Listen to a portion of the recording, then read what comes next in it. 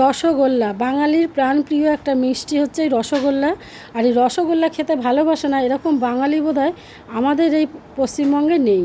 তো বাঙালি মানেই মিষ্টি, আর মিষ্টি মানেই রসগোল্লা, একে অপরের সঙ্গে ওতপ্রোতভাবে জড়িয়ে আছে আমাদের এই বাঙালির হেসেলে বলুন, বাঙালি ফ্যামিলিতে, বাঙালি পরিবারে। তো এখন তো সব মানুষই খায় রসগোল্লা। তো কিভাবে বানিয়েছি চলুন রেসিপিটা আপনাদের সঙ্গে শেয়ার করি। তো 1 লিটার দুধ থেকে অনেকটাই মিষ্টি বানানো যায়, কম খরচে অনেক মিষ্টি কিন্তু হয়। 1 লিটার দুধ, সেটাকে আমি প্যাকেট কেটে একটা পাত্রে ঢেলে নিয়েছি।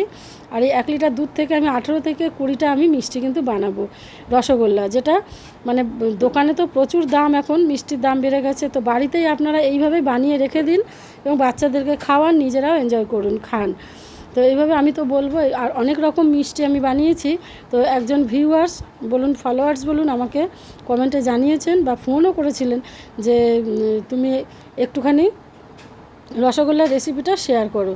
তো সেই কারণেই আরও বানানো, যে রেসিপিটা আমি শেয়ার করছি যে কারণে। তো এই যে ছানা আমি কাটিয়ে নিয়েছি, আপনারা ছানা কাটানোটা দেখানোর কোনো আমি মনে করিনি। তার কারণ হচ্ছে লেবুর রস দিয়েও ছানা কাটাতে পারেন, কিংবা ছানা কাটা পাউডার পাওয়া যায়, সেটা মিশিয়েও কাটানো যায়, অথবা ভিনিগার একটু জলে মিশিয়ে ছানা আপনারা কাটিয়ে নেবেন। তো আমি লেবু দিয়ে একটু জল মিশিয়ে ছানাটা কাটিয়ে নিয়েছি। নিয়ে এবারে একটা পাত্রের মধ্যে ছানাটা কাটিয়ে আগে জলটা আমি ঝারিয়ে রেখে দিচ্ছি। তো একটা পাত্রে আমি 2 কাপ মতো চিনি, 2 কাপ মতো জল দিয়ে এটাকে ভালো করে ফুটিয়ে একটা শিরা আগে আলাদা করে আমি বানিয়ে রেখে দেবো। ফুটিয়ে মানে বেশিক্ষণ ফোটাবো না এটা। হ্যাঁ, তো একটুখানি টকবক করে ফুটে উঠবে, একটা ক্লিন একটা সিরাপ তৈরি হবে, যেটা যে ক্লিন সিরাপটা রসগোল্লা করার পরে আমি আবার এই সিরাপটার মধ্যে ঢেলে দেবো, যে শিরাটার মধ্যে। এই শিরাটা আমি ওই জন্যই তৈরি করছি। হ্যাঁ, তো বাড়িতে এরকমভাবে বানিয়ে আপনারা রেখে দিন, দেখবেন অনেক দিন পর্যন্ত ভালোও থাকে। আর রাত্রেবেলা রুটির পাতে রাত্রেবেলাও খেতে পারেন, কিংবা সকালবেলা টিফিন টাইমেও এই মিষ্টি রেসিপি খেতে পারেন। তো আরেকটা পাত্রে আবারও সেই চিনির শিরা বানাবো, যেটার মধ্যে আমি রসগোল্লাটা আমি এক কথায় সিদ্ধ করব, ফোটাবো। তো 2টো পাত্রে কিন্তু আমি শিরা তৈরি করছি, এটা মাথায় রাখতে হবে। তো যতটা চিনি ততটা জল দিয়ে, আর এই সিরাপ কিন্তু বেশি মোটা হবে না, এই শিরাটা বেশি মোটা হবে না, ওই একটুখানি ফুটে উঠবে জাস্ট, তার মধ্যে তারপরে যে ছানাটা আমি তৈরি করে রেখেছি রসগোল্লাটা এর মধ্যে দেবো। বেশি ফোটালে হবে না, যে 2টো চিনির শিরায় রসগোল্লার শিরা কখনো মোটা হয় না। মোটা হলে চ্যাটচ্যাটে হবে, সেই রসগোল্লা ফুলবে না, দেখতেও ভালো হবে না, আর খেতে তো হবেই না। তো ছানাটা জল ঝারিয়ে ভালো করে ধুয়ে রেখে দিয়েছিলাম, সেই ছানাটাকে একটা কাঠের পাত্র নিয়েছি। তা কাঠের পাত্রটা নেবার পরে আমি হাত দিয়ে একটুখানি এরকম করে এই হাতের যে তালুটা, সেই তালুটাকে দিয়েই কিন্তু আমি প্রেস করছি। এইভাবে দেখবেন মিষ্টির দোকানে ময়রারা ছানা কিন্তু এইভাবেই ডলে নেয়।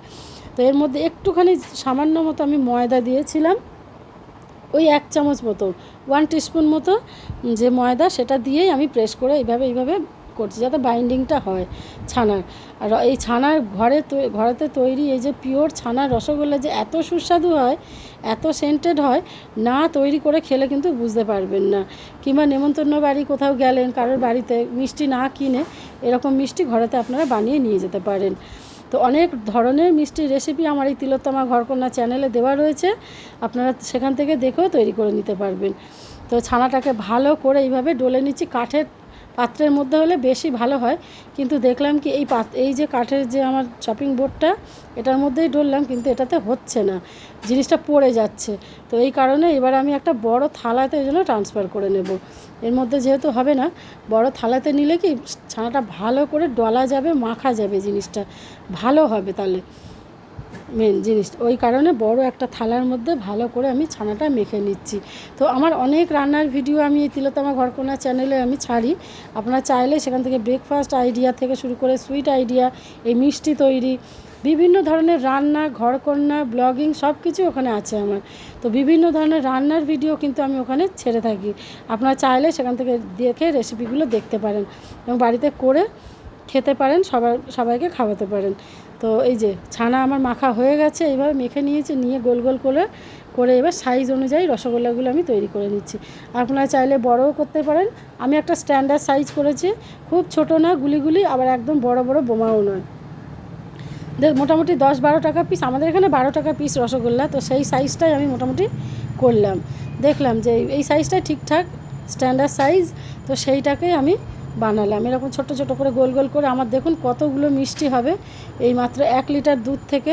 তাহলে দোকানদাররা কত লাভ করে বলুন, সে তার ব্যবসা, সে তো লাভ করবেই। এতগুলো মিষ্টি কিন্তু আমি বানিয়েছি, আর দেখতে কী সুন্দর হয়েছে দেখুন খালি রসগোল্লাগুলো। তো এইবার যে ওই যে শিরাটা ফুটে উঠেছে, এবার এর মধ্যে রসগোল্লাগুলো আমি দিয়ে দেবো। কিন্তু মনে হচ্ছে এই পাত্রটা আমার ছোট হবে, যা পরিমাণ হয়েছে রসগোল্লাটা,